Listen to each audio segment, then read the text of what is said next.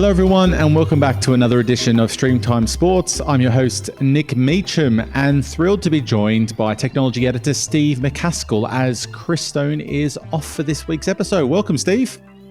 Hi Nick. I was a bit worried that I was going to get that first bit wrong since I haven't done it in a long time, but it seemed to roll off the tongue quite nicely. We're obviously I'm about to get on a plane in a few hours as we record this because we've got our SportsPro Madrid event coming up, and when this is coming out to the market, we'll be right in the thick of the action as day one kicks off. So, Steve, really, what are you most looking forward to for that event? I'm always excited about that event. I missed it last year because I was moseying on to the other side of the Caribbean. But what are you most looking forward to in Madrid this year? Well, Sports Madrid's always it's like the end of event season for the calendar year. It's a nice way to wrap things off, and it's great to go to Madrid. It's nice to go to a destination event and see everyone in the industry. So I'm looking forward to catching up with friends and also doing some interviews on the ground. I'll be on stage, be talking to the NFL and DAZN, possibly as you're listening to this podcast. Also be chatting to Magnify and Z5 about the Indian broadcast market. So those will be my on-stage components. I'll be chatting, doing interviews with BBC, a few other organisations, and it's a really good sort of way to wrap the year off. State of Union on the world of broadcasting, and of course other areas as well. It's not just a media event, so it's just nice to bring everyone together, learn, share experiences, and there's a good time to be had as well. Although I'm not going to dwell on that one too much until I've done my on stage sessions and I'm all ready to unwind. Yeah, I think I've got the Streamtime Sports live recording we're doing on day 2 in the afternoon with the CEO of OneFootball, COO of the Kings League, Nicola Moffat's also joining, who's ex-YouTube and an advisor and consultant in the market, and we're really going to talk about disruptive models in the industry, and I'm looking forward to that because OneFootball and Kings League are probably the two most, I think, intriguing businesses in the space in terms of how they've approached going to market and building scale and building really strong businesses. So very much looking forward to that. I'm very much looking forward to your NFL and DAZN session because obviously we're now a season into that NFL DAZN relationship, and I think I'm sort of interested to see how they talk about it and how much they're willing to open up the jacket to show us all the things that have been achieved since that the relationship was first announced. Yeah, I think it's one of the most interesting things that DAZN have done in recent years, both from, it's in terms of it being, a wholesaler effectively of Game Pass in international. I think it's definitely gone from strength to strength. It's now sort of got feature parity as well at this point. Offline viewing is a big thing. I think during that session we're really going to have to restrain Chris from talking too much about his what he would like to see on the platform or any sort of customer service inquiries. That's not the forum for this. But I think it's a fascinating use case. I think they've it from a business perspective makes absolute sense. I think it's almost indicative of what's happening elsewhere in the industry. You look at like the likes of Amazon, etc., in terms of aggregating and wholesaling and building out these experiences. And as a big NFL fan, a big Green Bay Packers fan, there's lots of things I want to ask as well. And unlike Chris, I'm allowed to. So yeah, it'll be great. I don't want to. I'm still really interested to see what if it is a successful proposition. It's a long-term agreement. I remember. Should I say their name or not? I'm just going to say I was talking to a very prominent executive who was involved with DAZN at the time of that deal. And he just talked very flippantly about how straightforward and obvious that deal was and how much of a bargain that deal was to do with them at the time. Now, when I spoke to people who were involved in the previous right cycle of that relationship with the NFL, they couldn't believe the amount that DAZN was willing to commit to the NFL to take this approach. So I know that you probably won't get much out of the conversation, but it is one of the most interesting case studies in the industry because since then we have seen so many different types of aggregator style deals playing out, particularly while the big tech companies are trying to take so much market share. So hopefully we can get a bit of a sense of if that's been working for them somehow, some way. I think the thing that makes it interesting is there's probably not another high-profile D2C platform that is perhaps inhibited by regional rights deals. So if you look at the NBA, obviously that's a bigger global sport, but it's going to have local deals that mean that the NBA League Pass is, perhaps can't have everything in certain markets. The NFL, the only place I can really think of where DAZN doesn't have everything or Game Pass and everything is the UK, and even then that could be addressed because Sky's deal is over the end of the season. So it's almost like a perfect case study to see how this kind of deal can work. And as I said, looking forward to getting in depth with that on, I guess this week again as you're listening. It's always strange when you're doing things ahead of time. You're like, is it this week? Is it now? But yes, it'll be, I think, while you're listening to this. So yeah. And should you mention it or not? As in, like, should I talk as we're speaking? This is happening, or a live? But no, it should be a good one. Probably one of my sessions I'm most looking forward to, and probably not just that partnership, but obviously what the NFL's doing strategically. There's probably a lot to ask them about. So definitely a good one to tap into. Yeah, and then also with the international games as well. We've just come off the back of that with Germany. How media fits into that whole equation, and there's talks of Australia games now as well. I don't know if you saw that this morning. Although to be fair, I think they talk about anywhere basically. But it looks like there's going to be more international games. For example, Ireland looks like a dead cert given the college football success in Dublin. So there's more than broadcast to talk about.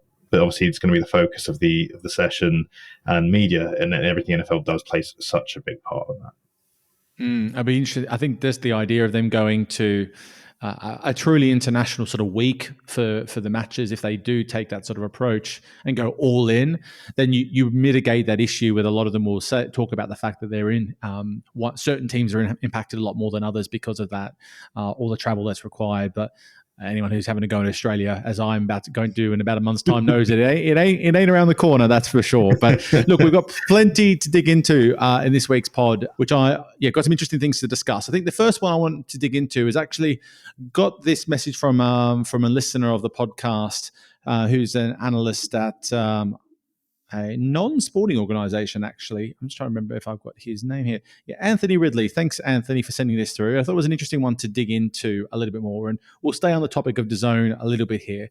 But the question was really about, obviously we've been following their relation closely, what they've done with the NFL Game Pass, they've done with Rally TV and Courtside 1891 by having these new platforms within a platform.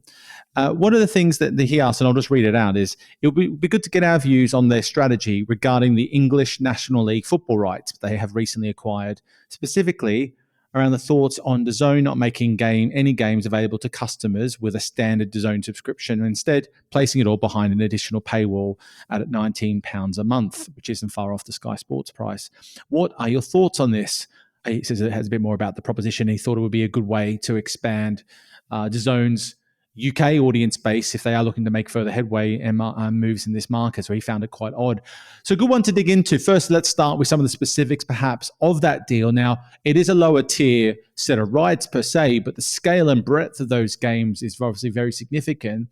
And with football, the fandom that's associated with these clubs that are in those leagues is still the number one in their respective fans' eyes for those teams that are involved in the National League. So, Steve, if you can, just take us through a bit of a journey. What's the sort of the scale of the National League, and then what's the crux of this deal entail? Sure. So the National League is basically the fifth and sixth tiers of the English football pyramid. So below League Two, which is the lowest division of the EFL. So it's what we call non-league. Again, football league, non-league. That's usually meant amateur or semi-professional, but to be honest, most of the National League is professional now. National League South and North, they'll be semi-professional. National League's been on UK screens for, I guess, intermittently for best part of the last 30 years. So some of the more high-profile games were shown on Sky, and then they did deals with Premier Sports for a while. And then it was BT Sport, TNT Sport for quite a period, and that was very conventional rights deal, 1 or 2 games a weekend to fill out the schedules. So this new deal with DAZN is, I'm going to run it back a little bit actually, because obviously National League came to prominence a bit when Wrexham were in the National League, and there was no way to watch matches that weren't selected for TV coverage, either at home or abroad. And of course, Wrexham's global profile, they, I guess, the owners, they wanted people in the US to be able to watch matches.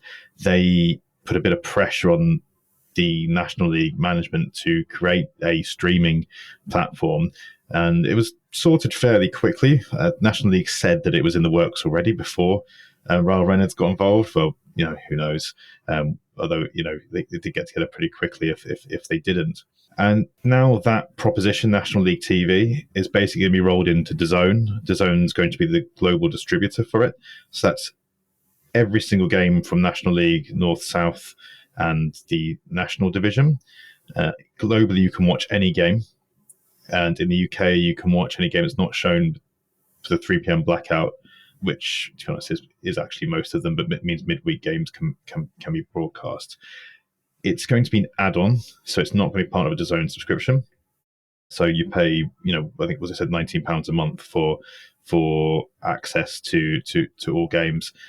What I would say is that this is it remains a niche product. I don't think having National League on DAZN is going to shift subscriptions. And I think it's for people who, outside of maybe the playoffs, or, for example, when Wrexham and I think it was Notts County were in the same division at the same time, there's a very good title race on. That may have attracted a couple of people, but I don't think a top of the table clash in the National League is necessarily going to be that driver of audience, that driver of subscription. So it's mainly for fans of the clubs, and whether it's for fans that can't get to matches, because so Maidstone United was my local team growing up.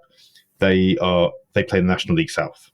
So the majority of Maidstone's fan base are going to be from Maidstone. They're going to be going to home games if they want to watch. And I don't think being able to watch every Maidstone game on a stream platform is going to stop people from going. But it could be that you can't go to a game or away games. If you are in National League National, I think they call it Premier Division. I really should have found that out rather than saying National League National, but that's what I'm gonna say. Let's say you are on the south coast of England and you've got a game in the northeast on a Tuesday night. I think you really have to dislike your family to make that journey.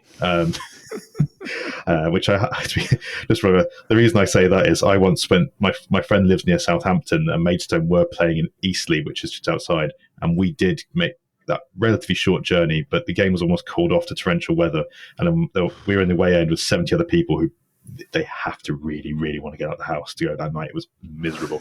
But it's all jokes aside, it is quite a long distance to make, and it's quite long. So it's that sort of thing. So for DAZN, it gets DAZN in the eye. I guess it drives awareness of the platform with a greater audience. It is going to drives traction in the UK, which again it does have a localized version in the UK, but it is a very minor alteration for the international service. So there is an element of that. But I think globally, for both sides, it's also DAZN's ambitions to be a platform.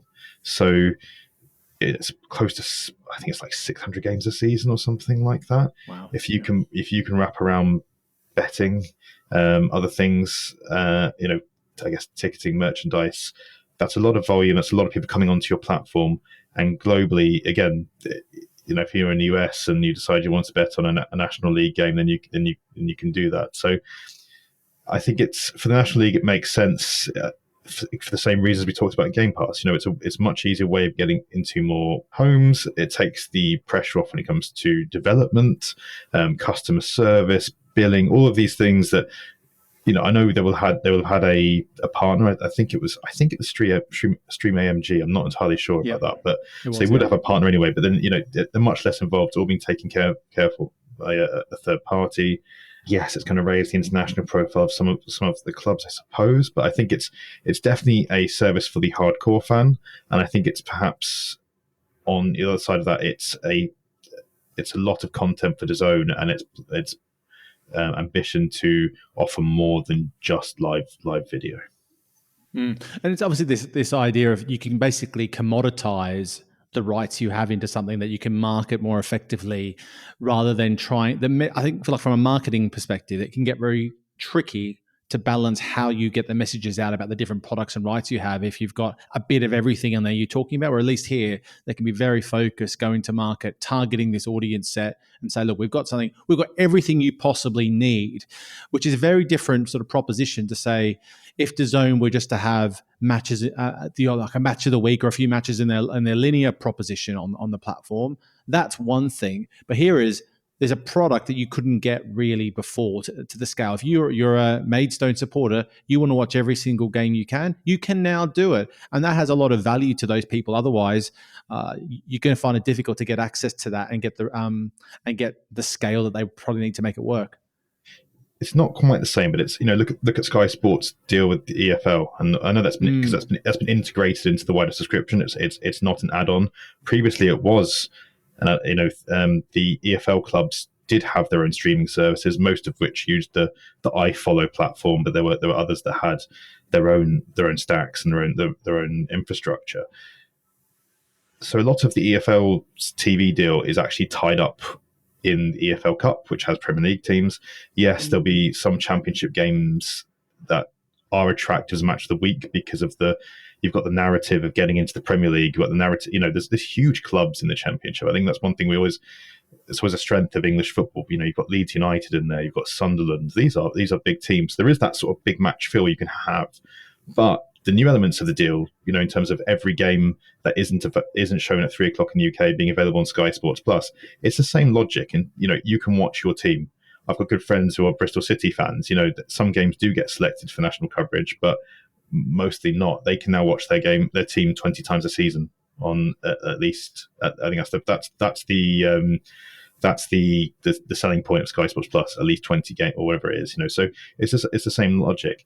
Now what DAZN and National League are doing is they're taking that a little bit further by saying, look, you don't need a wider subscription. You can get this for £19. It's a lot of money, but if you're engaged, then why not? It's £19 to watch your team all season, or you pay £30 for TNT Sports to watch 50 Premier League games a season that isn't always going to be your team. So I guess you're just getting one product, but you're getting the product that you want, and it's a really engaged fan base. I think the comparison with the EFL deal is an interesting one. Was it something like 1,000 matches a season, I think is what they ended up with, if I remember correctly? Yeah, a lot of those are also things like the football, I think it's the Football League Trophy, which was a once great lower league tournament that I think has been sullied by the inclusion of the under-21 teams from the likes of Manchester United, and I don't think it's that interesting.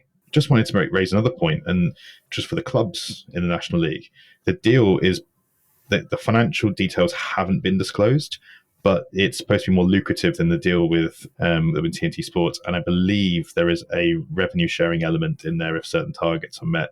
Whether they'll ever trigger those remains to be seen, because I think the deal with Premier Sports, I think, had a revenue sharing element, but that was the threshold was never reached. But Premier Sports is, this was a different era of media. Again, it wasn't comprehensive coverage. It was, X games a season, don't necessarily involve your own team.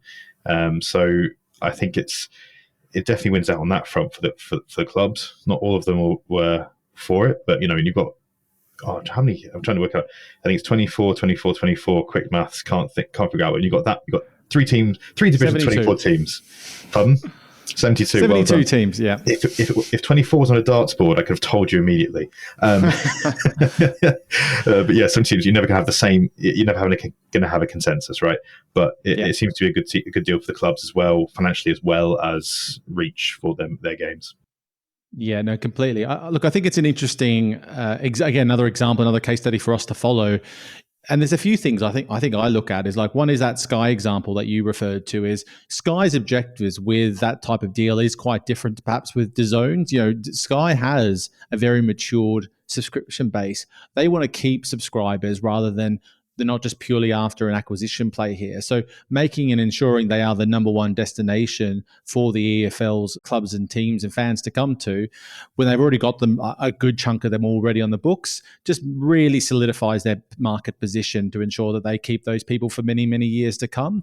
In DAZN's instance, they're trying to they're taking a very bottom-up approach in trying to build in the UK market. They've maybe or may not had serious bids for the Premier League, which haven't made come to fruition. They've established some pretty solid rights in France, Germany, Italy, and Spain, I think, through the Movistar relationship, if I remember correctly. I think that's correct. So they've got established bases there, and not just at the top tier. In France, they also have the Women's League there as well. So they're making some moves, but in the UK, they are very much in their infancy, only really built around the fight sports component and their general more global offer. So I think your point about the minimum the rev share, I think is an important part that people. It's still an early sort of concept, I think, in our industry. Typically, we're just used to these fairly standardized media rights deals in exchange of cash for rights. Now we are seeing more shared revenue, shared profits, shared upside types of deals happening. And by commoditizing this as a product, it's much easier to measure that empirically and be able to say, hey, to the National League, this is how many subscriptions this brought. We've reached our minimum guarantee number, which is probably what they've had to do, and everything else on top will share in whatever way that they've agreed. So I think that definitely helps them. I'd be still shocked if they don't at some stage put some matches on the linear offering on DAZN, just to as a marketing ploy to try and push more people to the full-blown service. But I don't think the UK is still yet a huge priority for them until they can potentially attract another high-end set of rights. But the market's too competitive for that to be coming in at a discount, whereas in other markets like the ones I talked about, they were able to get a pretty good deal at the time and establish themselves pretty quickly, even though it hasn't been all smooth sailing. Yeah, I think in some countries they were able to make those inroads just through sheer ambition, and others like France, that's been opportunism. And I think any major player in the UK needs to have their foot in the door of the Premier League. I think if not that, then it would probably have to be something like the Champions League. And I think even then, that's not going to have you as in a stronger position in the UK market. Look, they've been linked with all sorts of rights in the UK, whether those are genuine or whether they by the rights holders to try and drive interest. If I'm linked, they were linked with the EFL, for example. Whether that was true or not, we don't know. I've heard they've been linked with the European club rugby rights in the UK until they went to Premier. That was one thing I heard. But again, having DAZN is it's good for these rights holders if they want to drum up interest from others. I don't think we'll see them. I think you do need those Premier League rights to be competitive in the UK. I guess the question for them is whether they will come at a price that makes it worth doing. I just think one sort of a bit to wrap on the DAZN point is just they are taking a diverse approach with their rights. You think about what they've done with obviously the Game Pass deal, what they've done in the markets we've talked about around football. Then you look at what they've done with, say, the Women's Champions League, where they initially were going to put the whole roadmap. The journey was work with YouTube and Champions League. That Champions League, from what I understood, UEFA covered the production of that. It was being broadcast on YouTube. They were going to put a good chunk of those rights behind the paywall. If I remember correctly, they basically only put a gating on a registration wall only. You have to register for access, but you now don't have to pay a subscription for that as originally planned. And so again, the model there is, I'm guessing, is they were concerned about the appetite to drive subscriptions to the level they wanted because it's still fairly at early stages in its growth phase of getting interest in the Women's Champions League, although it's growing quite rapidly. So they didn't want to scupper that, perhaps. But also the appetite.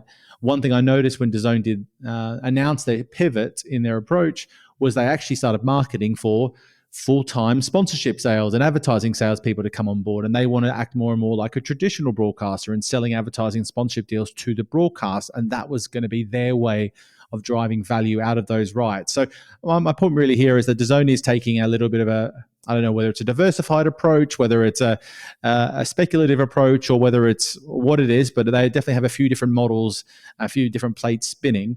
I still think they have fundamentally a bit of a brand challenge they have to work through in various markets, whether it be the Western European ones we've talked about, and even in the UK. DAZN's fairly unknown until they've come into these rights, but initially they're almost immediately on the back foot saying, when people are telling them they've got to pay more because they're already incumbent subscribers to these established platforms.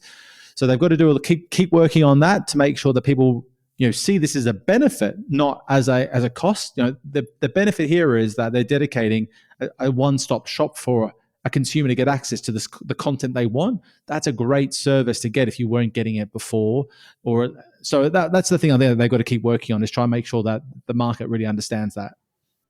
Yeah, I think as a proposition, they need to make sure they're showing they're being additive rather than taking, the consumer sentiment. When you take something away, I always think that's always a challenge to overcome, unless you make it better than before. So I mean, something like nationally, Game Pass. I think there's a bit of initial hiccups there in terms of feature set, and they seem to have been addressed now. So there's that. So yeah, I absolutely agree with you. And just run off. If you do have any questions for Stream Time, feel free to email myself, Nick or Chris. It's something we'd like to have more of, and see what we can find out for you. So yeah, please do. I definitely get a lot of feedback coming in and people sharing their views. But yeah, definitely more questions, the better we can dig into them a little bit further, because they're always fun and quite thoughtful. So thanks very much for that one. Now I want to change the conversation a little bit to F1 and F1 TV. Kean Brittle, our motorsport writer at SportsPro and the Black Book Motorsport, our sister business, which is dedicated to the business of motorsport, he produced a really interesting analysis of basically how Formula One is growing through its TV channels, in particular markets like the US. And what he's done a good job of there is not only compare year-on-year numbers and viewership, but also compare them alongside NASCAR and IndyCar, which I think is just an interesting exercise to do, because, particularly as an industry, we often focus on F1 because they're the loudest, they're the most global, etc. But we don't probably spend enough time comparing them to some of those other major motorsports properties, which actually are multi-billion-dollar enterprises and are absolutely have a very stable and strong fanatic fan base in that market, which is the one the F1 is trying to grab market share of. So I think it's just an interesting sort of, I guess, situation and landscape. So I thought I'd just pick a few numbers that he brought up and showed to give people a sense of, I guess, how that's all tracking, and we can sort of talk about what we think about that. But what was interesting looking at some of the numbers from 2018 to 2024, I think 2018 was basically, if I remember correctly, that's when they took over ownership, if I remember correctly. If that's, I'm not sure if that's the exact date, but around that, they've been owners, the Liberty Group, of about 5+ years or so. But they've grown on average audiences consistently across all major markets by 50 to 100%, and some more others. So that's TV viewership, race by race.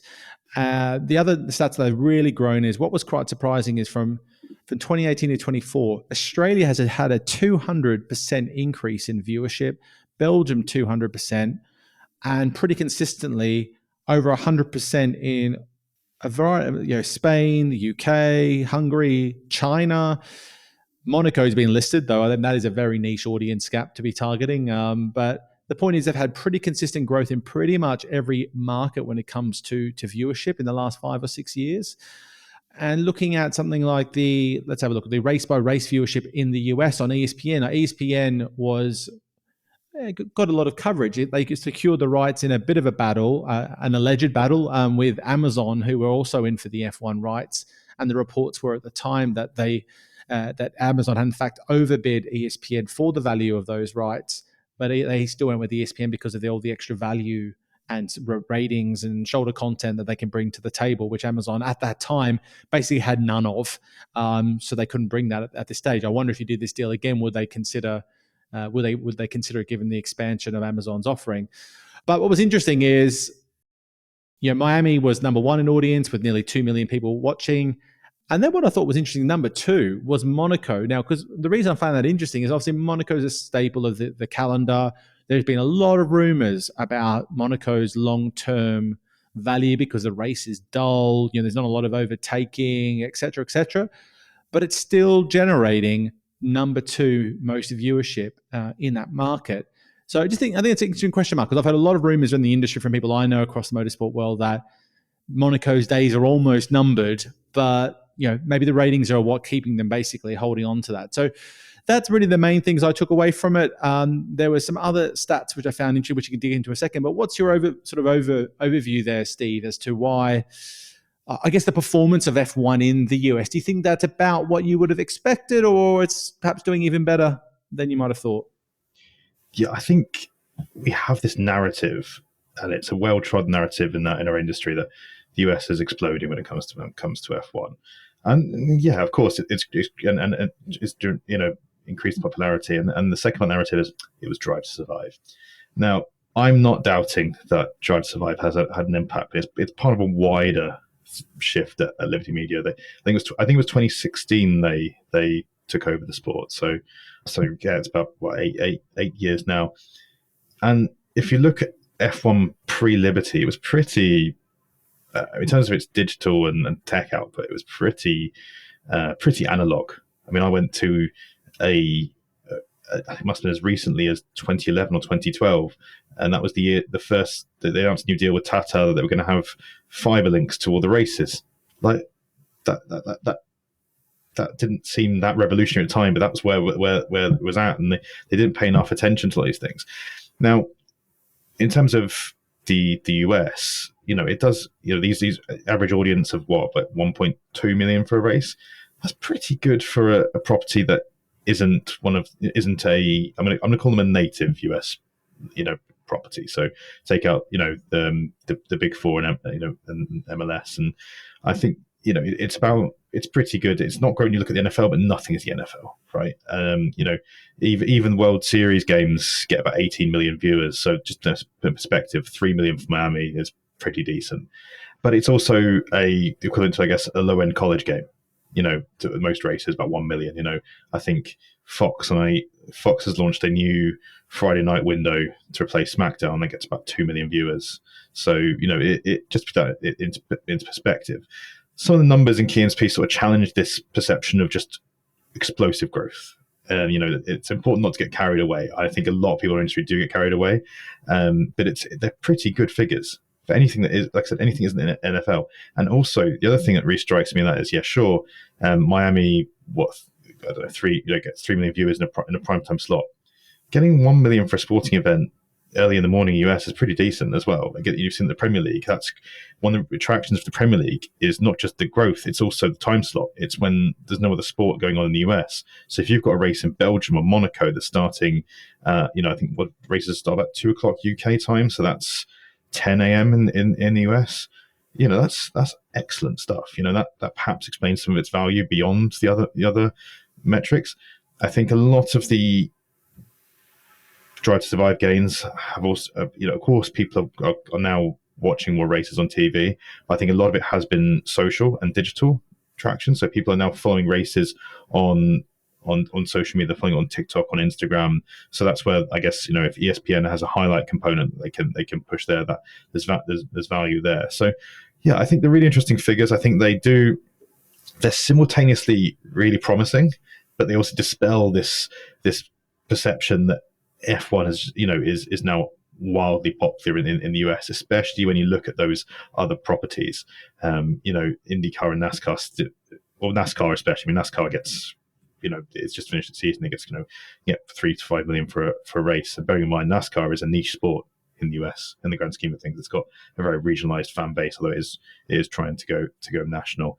And one last point I wanted to make from what you just said there was Monaco's days are numbered, but they're numbered until at least 2031 because they've just signed a new deal. So, but yes, I think Monaco has a unique position in F1. I don't think it matters how interesting the races are in Monaco. Quite personally, yeah. I think it's not the most important thing. Yeah, I do agree. I think Monaco still has that nostalgia or that history. Historical role that it plays. I think what might have played out from what I'd heard is that the Automobile Club, the ACM, used to have quite comprehensive control of the race production and the rights, which is one of the things that obviously F1 didn't want anymore. They wanted to take back control of that. So it'd be interesting to see. I haven't heard if they have taken that back, because that was one of the big sticking points, probably points of negotiation. That's a very good point. I forgot about that. Yeah, it's almost like they're the notable exception. It's almost like not quite the same, like the Masters and sometimes how they retain a lot. Although in the Masters case, someone else produces it, but who's in charge there. Whereas the contract states that the Automobile Club do have a lot of control. Yeah, exactly. So I think that probably be one of the big sticking points. And then when those negotiations get at loggerheads, typically that means that it starts getting a bit public and getting known that it could be on the verge of breaking down. But anyway, so yeah, that's a good point. I've actually forgot all about the fact that they had done a deal since then. Interesting, the numbers you did compare about NASCAR versus F1 and IndyCar. Like looking at some of the data points there, is that F1 has grown in terms of viewership on average about 120% in 6 years, roughly. I'm sure there are specific numbers in the article, but I'm looking at the graphs. Whereas, and even IndyCar has grown, although incrementally. So they're basically at level pegging in terms of viewership in the US. But like you pointed out with NASCAR is on average just under 3 million year on year, holding fairly steady. They've slightly decreased a little bit from 2018 by perhaps 10% or so, but largely staying pretty stable. So they seem to be pretty well established and holding their own there. So yeah, look, F1 definitely has a lot of work to do to really grab some significant market share. It doesn't seem like, I don't know what the demographic mix is. I'd be interested to know how many people are F1 and NASCAR fans. I'm going to guess it's not a lot. There might be a bit of crossover motorsport fans, but not as much as you would think. But that's something that I think would be great to get some more data points on. The other bit that I thought was just quite interesting that I took away from it is I hadn't seen a lot of these numbers side by side, but the F1 season they had by US TV channel, which was broadcast across ESPN, ESPN2, and ABC. ABC is obviously the free-to-air channel that they have available. ESPN is obviously the dedicated sports service. Now, ABC had over 3 million for the Miami race, which is not a huge surprise. They also throw the kitchen sink at paying influencers and alike to get there to try and ramp up the coverage and exposure on social platforms. And that is kind of the US Monaco that they're trying to aspire to build. So ABC, unsurprisingly, had the first top 5 spots of broadcasting. ESPN2 then had the UK, which is a 1.3 million. And then it gets to ESPN. So ESPN was generating 1.1 million viewers versus the other, must be the Americas race, getting 1.3. So I thought it was an interesting point because obviously the ESPN service, I don't know exact distribution details, but it's a cable and paid for, it's a premium, no advertising available on the platform, which actually irritates me if you watch ESPN because it's just endless ads of ESPN rather than anything else. I'd rather watch crappy insurance ads than watch the same ad over and over again, but I digress. But just to show again the scale of ESPN's reach and exposure when you compare it alongside a free-to-air broadcaster isn't as great as you might think on an ongoing basis. So look, I just thought it's definitely worth having a look if you're interested in F1 and interested in just the potential impact that the rise of social media, the rise of these documentary series might have on a series, and particularly a target market, and thinking how that can impact other sports. It's worth digesting that article from Kian if you're interested in seeing what that all looks like.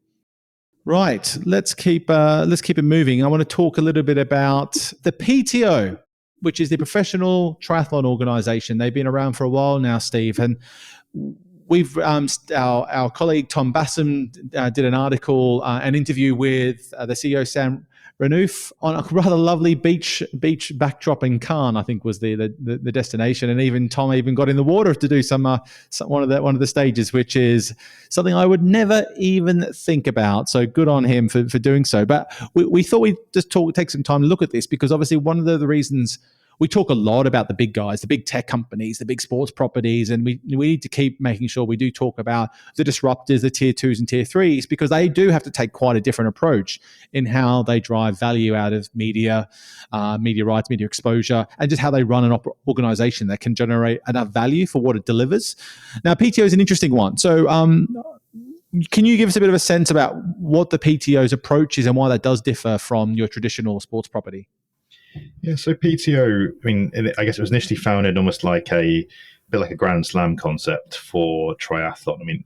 So they'd have major events throughout the season, sort of marquee events in major city locations. One of the advantages of their sport is they don't really need much fixed infrastructure. You just need to have an open open body of water and shut some streets. So it's sort of glamorous locations around the world. But now they are shifting. They want more regular events throughout the season, which is why the new the T100 has come into effect. And you're right. Not everyone can have a multi-million-pound TV, or worth hundreds of millions and drive subscriptions. It's just not, the market is not really built for that. You've got NFLs and Premier Leagues of the world, and you only have to look at how difficult some tier twos are finding it in the current market. It's so challenging. So if you're a new sports property and you see this, you see the trouble that, I guess, I'm going to say, like rugby is having, for example, with its media partners. You think, why do I want to get involved in that? Why would I want to be reliant on a single source of income that in many cases I may not be able to control how that's coming in? So they are working with Warner Brothers Discovery, so Eurosport, and for global deals for the market, but it's not really exclusive. It's not bounded exclusivity. The aim is just to get their content out as much as possible and earn revenue that from that way. I mean, if you look at triathlon's a huge lifestyle and participant sport, so they want to tap into that. But people who do triathlon, if you do triathlons, a couple of times a year, I don't actually know how frequently you do a triathlon. I'm not really that way inclined. I'd love to be able to do one, but I don't think I'm quite built for it anyway. But you want to see how the professionals are doing, and if you watch the Olympics, triathlon's actually a really good TV sport. I think it's better than the sum of its parts. It's open water swimming, it's running, it's cycling, and it's for example, the cycling is devoid of all the team tactics because it's not that kind of sport. So it's actually a fantastic sport. If you watch the Olympics, it was great.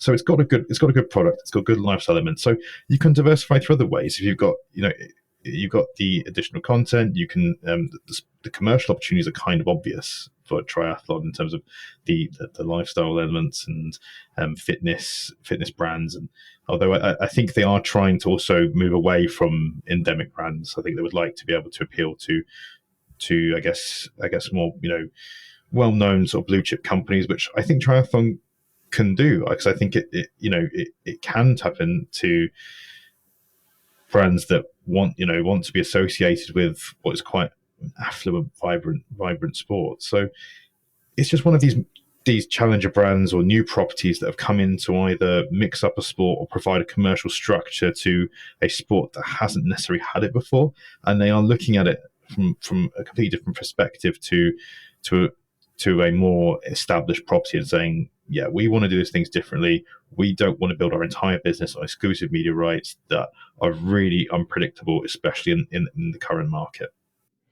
Yeah, that's definitely the case. I do wonder, though, in this instance, it's not just with a PTO, but sometimes the market dictates that direction. I think just fundamentally there isn't the appetite anymore for some of those tiers of rights. So you have to be not trying to push a big rock up a hill and just embrace the fact that model isn't going to work and trying to do media rights deals, and instead really do strategic deals of getting reach, getting scale, getting visibility, and doing really good deals with hosting destinations and sponsors who really value more and more of that exposure at a digital level than they ever have, because it used to be just the generic ratings on free to air. That was what the sponsors were looking for. Now they understand more about that reach and exposure that they can bring to the table, the storytelling component, and obviously that works well for endemic brands. I do think a logical next step would be for someone like a PDO is to tap into the non-endemic space, because I definitely know in more Western markets that typically triathlon is met with people of a higher affluency, because it's not cheap to buy the bikes you need to be able to compete at those sorts of levels, as an example. So yeah, it makes a lot of sense in that approach. I'm not sure if the market dictates that as much as them, but the opportunity. What I do love about their model is they're blending probably as well as anyone I can think of. I think as anyone I can think of. I'm trying to rack my brain to see if there's anyone else that comes to mind as I'm talking. But it is that blend between mass participation and the professional world, because I think the mass participation part is such a big opportunity. If you can bring fans and active people who are triathletes so much closer to the action, that stuff is almost becomes nearly money but can't buy sort of thing. Experiences, if you're really a passionate triathlete, to experience the same tracks and the same race circuits, etc., and potentially even get access to some of those athletes in some instances. I know people that, for example, do I can't remember what the name of it is, but it's basically they follow the Tour de France. They do basically the Tour de France after the race is done, and that sort of experience of actually doing that gives you a completely different experience, and they become like super addicted to the sport after that because they can really appreciate what's being delivered at a professional level. So I love that connectivity with the mass participation part, and it also helps those hosting discussions, saying we can bring thousands of people to a destination for you, helping a lot of economic impact. So pay us a nice hosting fee to ensure we can bring those people to your destination. And it's a good advert, if you're on TV, showcase your city to the world. The only cycling is perhaps another example of that mass participation that can also be wrapped around lifestyle, endemic brands. Although cycling has a bit more of I'd say more of a traditional TV audience as well, particularly in Europe. But look at something like GCN before it was shut down by WBD. In terms of mixing that lifestyle and elite level. It's not just people who do the Tour de France after the event, that you can also now do it on things like Zwift. So it's all blending together. And I do think there is a route for. I definitely think some cycling properties could take a leaf out of its book. I definitely think some winter sports could as well. And then, we were talking last time about challenger brands doing things differently. This is definitely one of them. So yeah, I think it's something that certain properties should definitely be watching. Yeah, I'd like to see basically more tier 2, tier 3 sports work out how they can bring the consumer closer to the professional event. And I think if they do that well, there's a whole new economy that can be created off the back of that activity. It's just, how do you get that mix right so it's authentic to the sport? I think there's probably more sports out there that can do something like that, I'm pretty sure. So could be a new opportunity for sports who are looking to tap into that consumerism a little bit further, and maybe sports tourism as a whole. Maybe I'll do that triathlon. Start with one first, Steve, and then we'll work it out from there if you're willing to commit to the bigger stuff. Final thing I want to cover so we can wrap up here is really just want to talk about a couple quick moves that Amazon have made, because they're interesting to me for really one reason. One is typically what I've been seeing is that Amazon have really tightened up the spending spree on media rights, mainly focusing on the Amazon and Prime Video becoming a destination and aggregator of a lot of platforms and channels, seeing more deals and announcements coming up in the US for that. The last two announcements we've seen are basically PWHL, which is the Professional Women's Hockey League, which is based out of, I believe, Canada.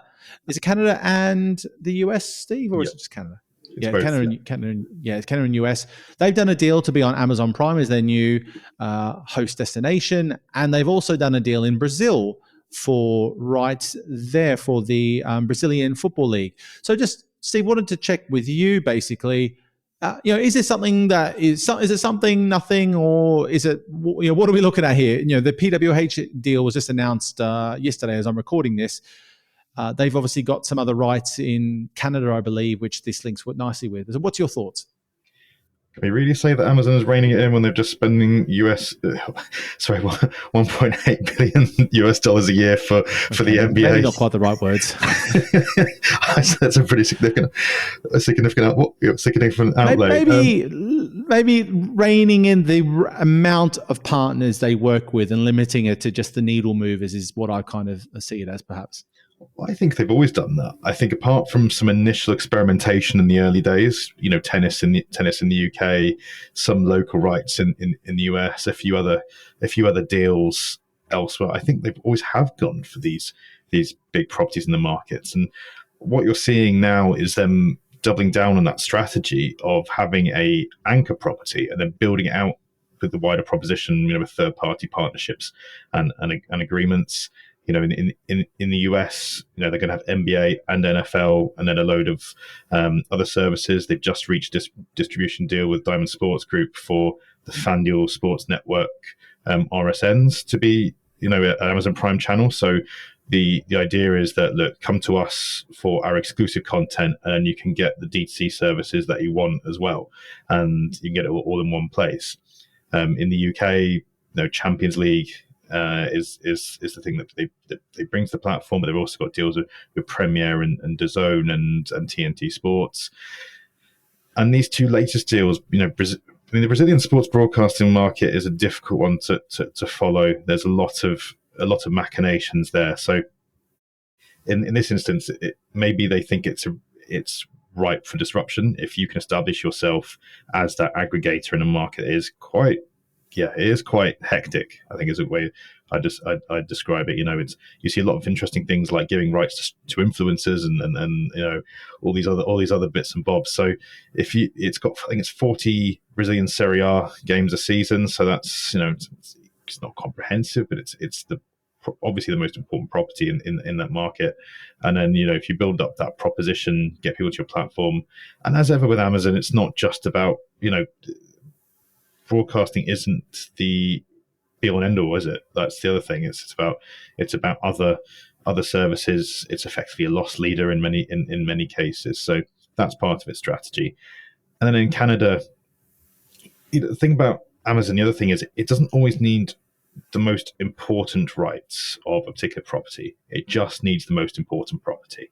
And that's why it's got the one Champions League game in the UK. That's why it's got certain pieces of the NBA. That's why it has Thursday Night Football, which when it got that in the US wasn't really a big thing. They've turned it into a big thing. Now, that's sort of what it's trying to do in Canada with NHL. NHL was by far and away the most important thing in Canada. They are effectively sub-licensing, I think it's 2 Monday night games. Now, they can turn that into a TV event if they wanted to. They can take these rights that weren't really a big deal elsewhere and make it their own. Now, if you throw PWHL into that mix, which had a phenomenally successful first season, it's got national TV deals with, I think it's the big players in Canada. So like TSN, which is effectively their ESPN, and RDS, which is the French language equivalent, and then CBC, which is the national broadcaster. So I think they're going to have 17 Tuesday night games from PWHL. So I don't know how much overlap there are with the seasons. I think NHL and PWHL dovetail each other, which is similar to NBA and WNBA. But that's hockey all year. If that's quite a compelling proposition. So I wouldn't say Amazon's reining it in. I think they've always been considered, partly because they don't need to be the sports broadcaster of record, and secondly, if properties know they're going to go out and splash all this cash, they're going to demand more money from them. That's just not what Amazon do. Amazon are willing to walk away, which I think is quite, but they're in a position to be able to do so. This isn't their main business. So yeah, I'd say these two deals are very interesting from an expansionist point of view. I don't think they signify a change in tact. I think very well said. I think what we don't know enough of is just the scale of the wider Amazon proposition in Brazil, like how developed is their Prime membership and Prime service. I'm sure other people do know that out there, but that could have a role in what you've just described. And yeah, so there's a lot more to it and more complexity. Sometimes it's simple and sometimes it's a little bit more complex from Amazon and how they approach things. I don't think it's always as like scientific as they do. They like it. They see a good opportunity, they take it. But like you said, they also step away if they don't think it's worth doing. So, look, that is probably all we've got time for today. As I'm conscious, I need to get packed. Basically, I'm about to jump on a plane in a few hours to get over to London, then Madrid. So, Steve, definitely, obviously, great to see you and great to speak with you now. See you in a few days. And for those that are on the ground listening to this somehow as they're during the conferences, this will be published during the event itself. Come and do say hello. But thanks very much, everyone. Now, before you go, if you liked what you heard today, be sure to rate and review and just let me know what you think on social. You can find me on most social platforms as SportsPro Nick. And please do spread the word of the podcast. There's no better way of marketing than word of mouth, whether that be in person or on social media. And if you don't like what you've heard, or you think we should be doing more or less of something, then reach out and let me know, as I'd love to hear from you. Thanks, Stream Timers. Until next time.